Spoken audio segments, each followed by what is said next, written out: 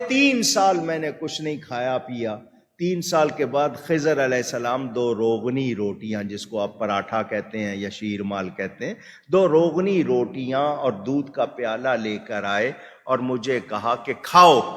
تو غوث پاک فرماتے ہیں میں نے کہہ دیا میں نے اللہ کے لیے کھانا پینا چھوڑ دیا ہے. تو خضر علیہ السلام نے کہا مجھے اللہ ہی نے بھیجا ہے، اللہ ہی نے بھیجا ہے. تو غوث پاک نے فرمایا اگر رب نے بھیجا تو وہ کہے گا تو کھاؤں گا. غیب سے آواز آتی تھی اے عبد القادر تجھے میرے حق کی قسم کھا، تجھے میرے حق کی قسم پی. تو اللہ تعالیٰ نے عالم ارواح میں انبیاء سے ایک اسپیشل عہد لیا تھا، جس طرح باقی انسانوں سے لیا، انبیاء سے اسپیشل، چونکہ وہ دنیا پہ اللہ کے نمائندہ بننے والے تھے. وَإِذْ أَخَذَ اللَّهُ مِيثَاقَ النَّبِيِّينَ، اور وہ وقت یاد کرو جب اللہ نے تمام نبیوں سے یہ عہد لیا تھا، لَمَا آتَيْتُكُم مِّن كِتَابٍ وَحِكْمَةٍ، کہ جب کبھی میں تمہیں دوں گا کتاب اور حکمت، یعنی کتاب اور حکمت یعنی پیغمبر بنا کے دنیا میں بھیجوں. ثُمَّ جَاءَكُمْ رَسُولٌ مُصَدِّقٌ لِمَا مَعَكُمْ، اور تمہاری موجودگی میں ہی اگر کوئی اور رسول آ جائے جو تمہاری تصدیق کرنے والا ہو اللہ کی طرف سے، لَتُؤْمِنُنَّ بِهِ وَلَتَنْصُرُنَّ، تو تمہارے پر یہ لازم ہے کہ تم نے اس پیغمبر کی ضرور مدد کرنی ہے اور اس پیغمبر کے اوپر ایمان بھی لے کے آنا ہے. اور اس کی پریکٹیکل مثال سیدنا یحییٰ بن زکریا نے تصدیق کی عیسیٰ ابن مریم کی، دونوں ایک وقت میں. اسی کے تحت میں صوفیاء کو یہ پھکی دیتا ہوں کہ حضرت خضر تو تم کہتے ہو پہلے سے موجود تھے، حضرت خضر کہتے ہیں یہ آج تک زندہ ہے، آج تے چھاڑ دو. حضور کے زمانے میں تھے؟ جی تھے. تو جب نبی علیہ السلام نے دعوی نبوت کیا تو سب سے پہلے تو خضر کو آ کے ان کی دعوت قبول کرنی چاہیے تھی نا، کیونکہ ہے کہ جب میں تمہیں پیغمبر بنا کے بھیجوں اور کوئی اور پیغمبر آئے تو تم نے اس کو ویلکم کہنا ہے. تو حضرت خضر نے کہاں پہ، خضر اردو میں بولتے ہیں لفظ خضر ہے، خضر دوات کے ساتھ. یہ کوئی ضعیف روایت دکھائیں کہ حضرت خضر حضور کے پاس آتے ہیں اور کہیں یا رسول اللہ میں آپ پہ ایمان لایا ہوں. جبرائیل کا تو آتا ہے انسانی شکل میں آئے ہیں، خضر کا کہیں پہ آتا ہے؟ تو جعلی سارا کام بنایا ہوا ہے. وہ خضر موسیٰ کے زمانے میں تھا، وہ فرشتہ تھا، پیغمبر تھا، واللہ عالم. وہ ایک واقعہ رپورٹ ہوا، دیٹس آل. تو اگر وہ تھے اور رسول اللہ کو انہوں نے ویلکم نہیں کیا تو اپنی نبوت سے ہاتھ دھو بیٹھے ہیں.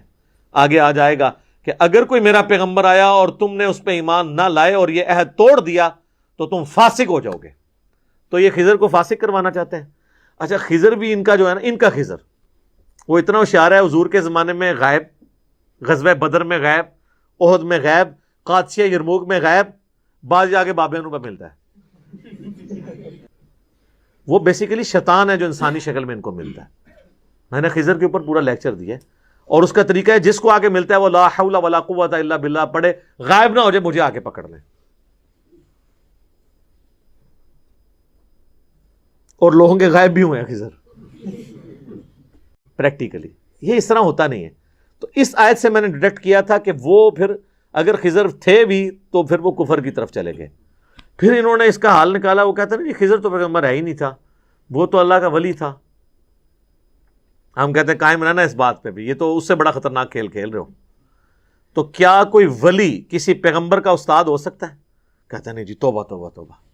تو حضرت موسیٰ علیہ السلام کے استاد نہیں ہے خضر؟ قرآن میں جو واقعہ ہے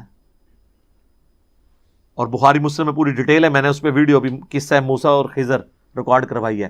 اس میں حضرت خضر کہتے ہیں کہ اے موسیٰ، اللہ نے بعض علوم آپ کو ایسے سکھائے ہیں جو مجھے نہیں سکھائے، اور بعض علوم مجھے ایسے سکھائے ہیں جو آپ کو نہیں سکھائے. تو حضرت موسیٰ کہتے ہیں میں آپ سے وہی تو سیکھنے آیا ہوں. تو مجھے بتائیں، اگر کسی مسلمان کا یہ عقیدہ ہے کہ پیغمبر نے جا کے بابوں سے سیکھنا ہے تو اس نے تصوف کی لائن پہ کیا چڑھنا ہے؟ ایمان سے تو ہاتھ دھو بیٹھا. کیونکہ دنیا میں اللہ کے ریپرزینٹیٹو کون ہے؟ پیغمبر. یہ بابوں کے پاس بیچتے ہیں کبھی گوشت مانگنے کے لیے انسانی. سب جھوٹ ہے. یہ مثنوی مولانا روم میں سارا کے سارا گند لکھا ہوا ہے اور وہ واقعات بیان کر رہے ہیں اور اتنے مزے لے لے کے وہ واقعات سناتے ہیں. وہ جب پھر ہم اس کی انجینئرنگ کرتے ہیں تو ہے اس طرح کر کے بیٹھ جاتے ہیں. یہ کیا ہو گیا کہ بھئی یار یہ بات ٹھیک ہے کہ نہیں ہے؟ تو آپ کی عقل کام کرتی ہے کس طرح ہوگا؟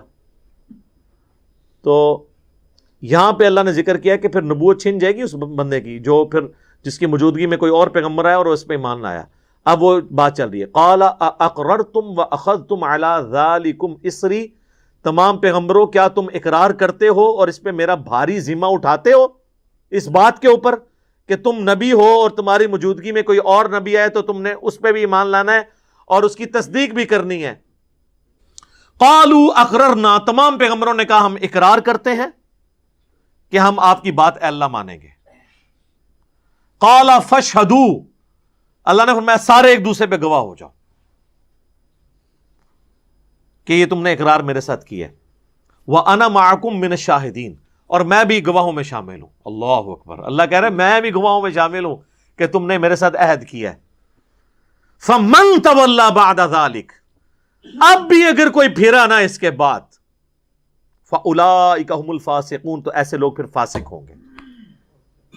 تو ایسا کبھی ہو نہیں سکتا کہ ایک پیغمبر کی موجودگی میں دوسرا پیغمبر آئے اور وہ اس کی مدد نہ کرے, ورنہ اس کی نبوت گئی. اس لیے میں کہتا ہوں خضر کی نبوت بچا لو اگر اس کو زندہ رکھنا ہے,